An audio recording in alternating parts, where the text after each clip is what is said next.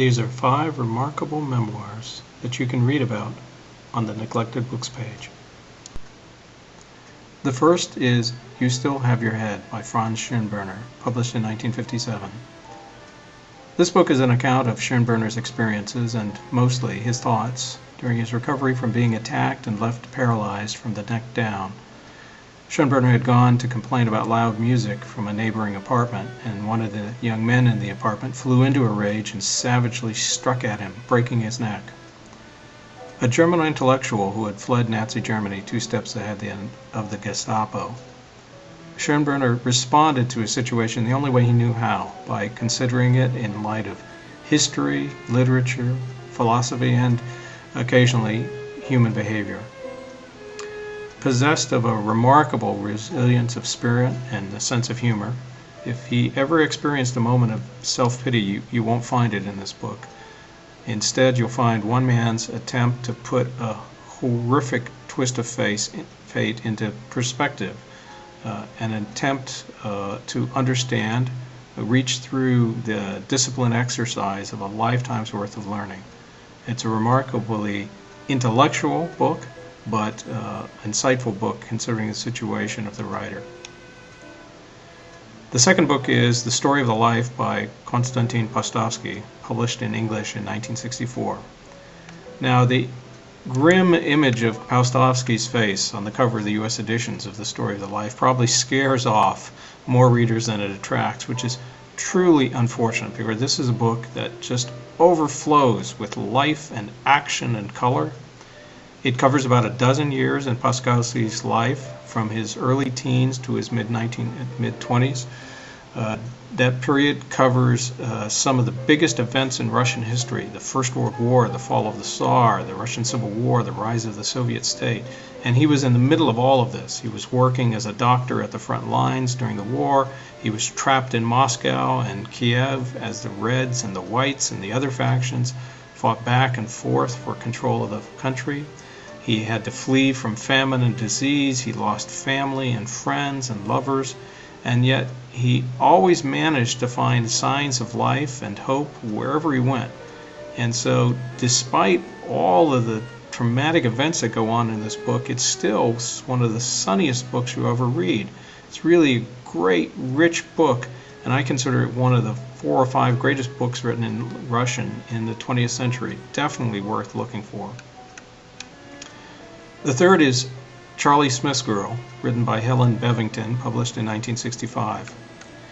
Helen Bevington was a poet, a mother, and for many years a member of the English faculty at Duke University. This was the first of 3 memoirs she wrote in the 1960s. Charley Smith was Helen's father. At the time of Helen's birth, he was an unemployed Methodist minister. Now, he was unemployed because he had been forced out of a church in Maryland for having an affair with a married woman in the congregation, which, of course, was quite scandalous in those days. Within 2 years of that, it happened again, and that time Helen's parents divorced, which itself was pretty rare and scandalous in those days.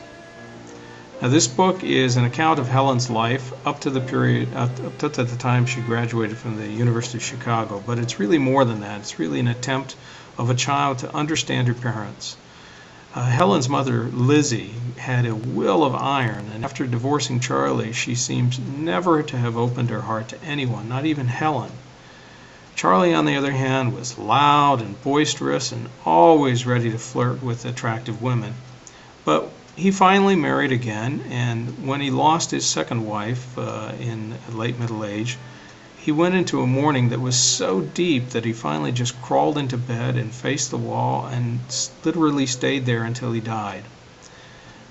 Charley Smith's Girl is really an amazing exercise in empathy, and it's beautifully written. One of the best neglected books I've ever read. The fourth is also an amazingly touching book. It's called Under Gemini, written by Isabel Bolton and published in 1966. Isabel Bolton, whose real name was Mary Britton Miller, wrote Under Gemini when she was nearly 80 years old, and once you reach the end of the book, you really understand why it took her so long to put these memories to paper. Mary Miller and her identical twin sister Grace were born in 1883. And then at the age of 4, their parents died of pneumonia on the same day. They were left in the care of their grandmother, and she died about a year later, and then they were taken in by an aunt and uncle. And it's clear, although they were quite wealthy, they really deeply resented the imposition of having to take care of these children, and they passed the girls off to the care of an elderly spinster who proved pretty inept in being able to take care of them, although she was quite sympathetic. And after a few years of living in the care of this older lady, Mary loses Grace in an accident that I won't describe, but I'll just say it will leave you stunned. Now, what's most remarkable about this book, though, is how deeply it's clear that Isabel Bolton still remembered the experience of being a twin, and it's clear that it affected the rest of her life. She writes, "When I evoke those hours of childhood to live in them once more, it is not myself I see before me, it is she, the living image of myself, and there I stand revealed in all the sharp intensity of what the moment brought of pain or joy or curiosity or wonder or decision. I see my own face, my own dark eyes and hair. I hear my voice, my intonation, my tricks of speech. What happened to one of us happened at the same instant to the other, and both of us recognized exactly how each experience had registered in the other's heart and mind." This is probably one of the best books ever written about the experience of being a twin. The last book is The Seventh Gate, written by Peter Greave, published in 1976. Peter Grave's life up to his mid-30s was one that no reader could envy.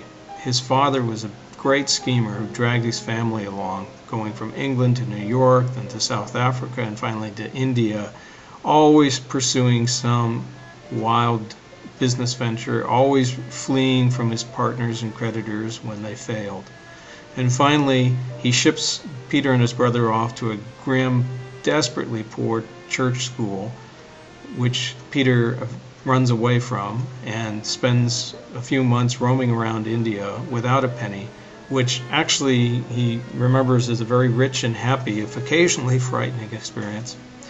Then as a young man, he was pretty much a nice and pleasant but a loser, spent much of his time drinking and gabbling, until one day he noticed a spot on his face, and it turns out that he has contracted leprosy. He then spends the next 7 years blind, in misery, living in a squalid cutter boarding house, relying on friends and strangers to take care of him. And eventually he lucks into getting a ticket for a voyage back to England and admitted to a clinic where his leprosy can be properly treated. This is certainly, I'm not selling this book very well because it certainly sounds awful. And yet, it's like Paustovsky's Story of a Life. This is a book that just dazzles with color and life, and it's warmed to the core by a writer whose perspective shows that he really went through, found a place of remarkable inner strength and peace through these experiences. You can read about these and other wonderful books on the Neglected Books page at www.neglectedbooks.com.